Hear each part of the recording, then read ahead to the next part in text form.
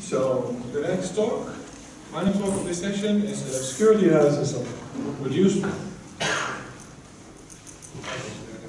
security analysis of skinny and Related-Tweakey settings, which was a long paper, and it's work by Georgia Liu, Mohammed Kosh, and Present will give it. Thanks for your introduction. I'm Liu Guozhen in Chinese. So this is a joint talk with Mohammed Kosh and Song Liu. Here is the overview. First, I'll give a brief description of the specification and the properties of skinny. Then I'll introduce our impossible differential attack and rectangle attack under the Related-Tweakey settings. And finally, as a conclusion, I will show the results of our attack. So, okay, let's start from skinny. So skinny is a lightweight tweakable block cipher introduced in crypto 16. Generally, the variants of skinny are denoted as skinny-n-2, where n is the size of the state and t is the size of the tweaky. In our analysis, we also denote them as TP1, TP2, and TP3, corresponding to the T includes N, 2N, and 3N cases. There are two main versions of skinny, skinny 64 and skinny 128. So in skinny, each state is represented by a 4+4 square array. In each array, the cell is either a nibble or a byte. Just as depicted in this paper, in this figure, sorry. The run function of skinny is quite typical. It consists of 5 steps: subcells, add constants, add run tweaky, shift rows, and mix columns. As for the tweaky schedule algorithm, first, there is no key widening operation before the first run. And each run, the tweaky state is computed by XORing Z arrays, where Z is the number of the key and the tweak. For example, in TP3, the tweaky state is XORed by 3 arrays. So the tweaky schedule algorithm, the key is updated with a permutation, and the tweak is updated with LFSR transformation. Next, I list some of the properties of skinny that we used in our attack. The first properties are about the tweaky schedule algorithm.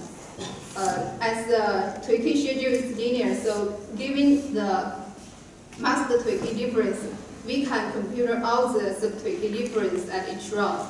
Besides, the tweaky cells involved in the ith run will next appear in the ith+2 run, and so on. And the next is the sub-tweaky difference cancellation.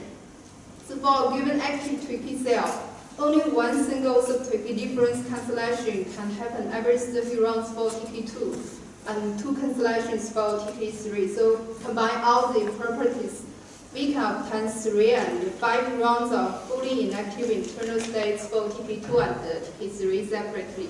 This will enlarge the runs we can cover in the distinguisher.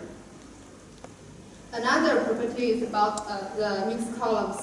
As the matrix used is not MDS, so during the tweaky recovery phase, we usually need to guess more cells. Okay, so let's move on to the attacks. So under the Related-Tweakey settings, we mount 2 kinds of attacks: the impossible differential attacks and the rectangle attacks. I will first explain the Related-Tweakey impossible differential attacks. Here is an impossible differential attack model. So first we need to construct an impossible differential distinguisher, start from delta x and then the output difference delta y with the probability 0. Under the related settings, the tweaky difference are introduced in this distinguisher so we can cover more runs.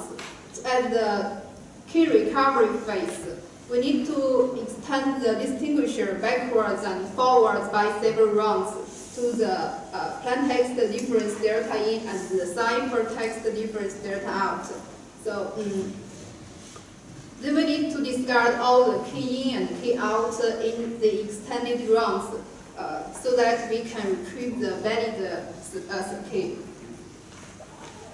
So for the skinny analysis, I'd like to explain the impossible differential attack with the TK2 version.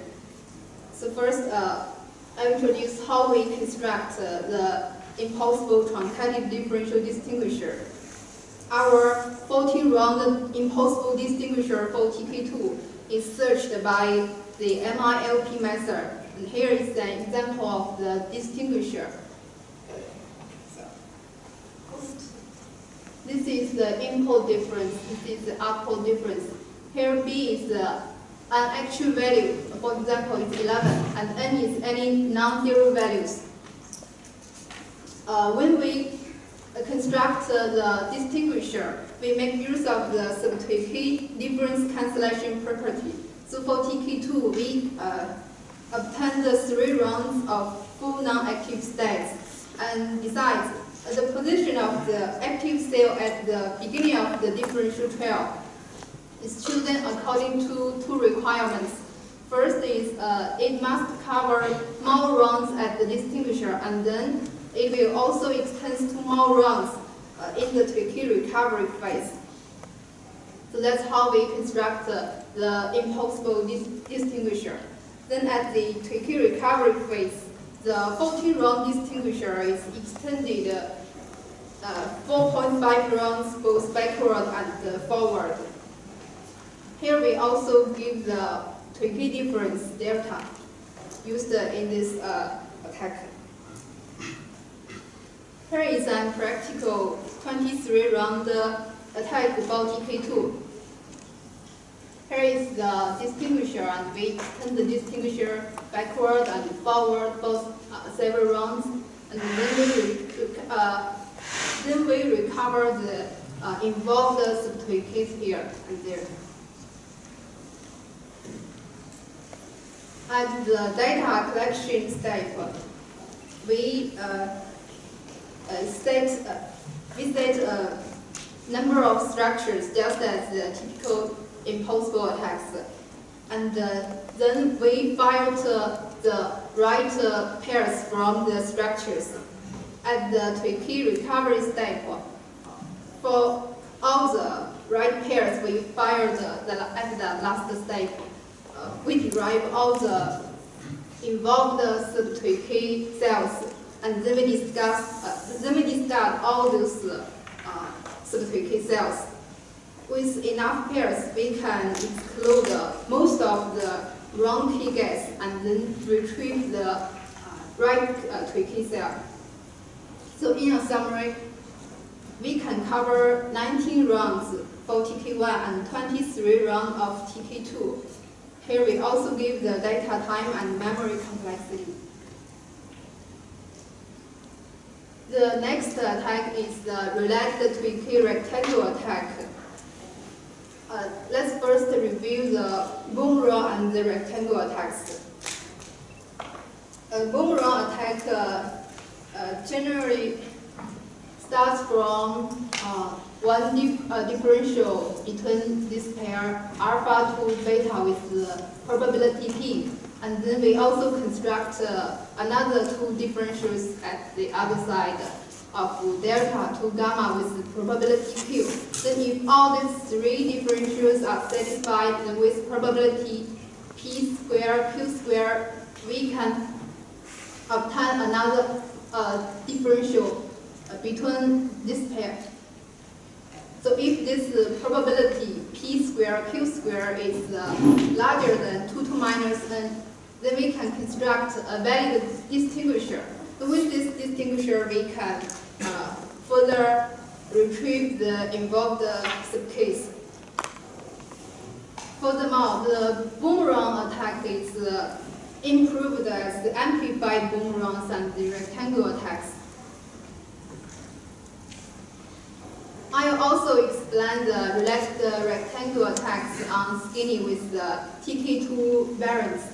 So here is this rectangle distinguisher we used for TK2. This is just an example of the upper trail of the rectangle distinguisher. Here is the Tweakey difference. Here is the stat difference. At the first round, the Tweakey difference cancels this stat difference. And for TK2, we have 3 rounds of fully non-active stat. And at the 4th round, the Tweakey difference introduces a difference to the state. So the state difference keeps propagation upwards for several rounds. The case of the lower trail is similar as the up trail, and we give the formulas to compute the probability of the trails. And finally, we obtain a 15-round rectangle distinguisher of probability 2 minus 57.1. This is also the distinguisher we used in the recovery phase, in the Tweakey recovery phase. Okay, here's the Related-Tweakey recovery algorithm. It's also quite typical. First, we generate a number of structures encrypted by key 1, key 2, key 3, and key 4. Because here we use 2 different Tweakey difference, so the 4 keys are all different with 2 different difference. Sorry. And then we initialize a list of counters according to the involved sub-Tweakey cells.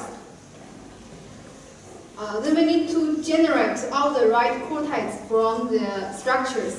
The technical details of this step is quite complex, so if you are interested, you can check out paper. Here we just say we generated a number of right cortex.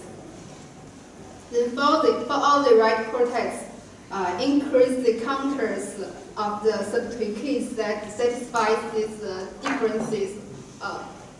So the right sub-Tweakey cell must be among the counters of the highest hits. That's how we retrieve the sub-Tweakeys. Here are the attack complexity of the Related-Tweakey rectangle attack on Skinny. This is the data, time, and the memory complexities. Here we want to underline that the data complexity is always below the codebook. This is another actual example of a 22-round rectangle attack of TK2. This process is similar to the possible case, so we skip this. The parameters of the previous actual attack are listed here.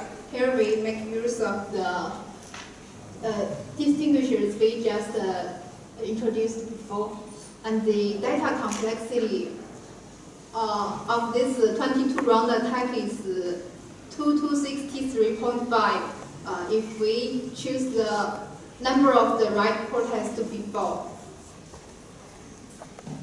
Okay, to conclude, this table lists all the results of our attack in detail. With the Related-Tweakey impossible differential attack, we can cover 19 rounds for TK1, 23 rounds of TK2, and with the Related-Tweakey rectangle attack, we can cover 27 rounds of TK3 Skinny. So that's all. Thank you.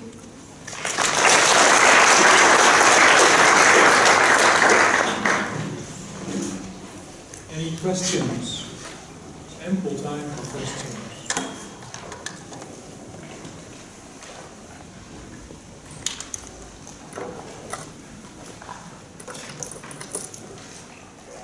So do you think you can improve the attack so one day rather stingy, skinny team might award you a prize? I hope so.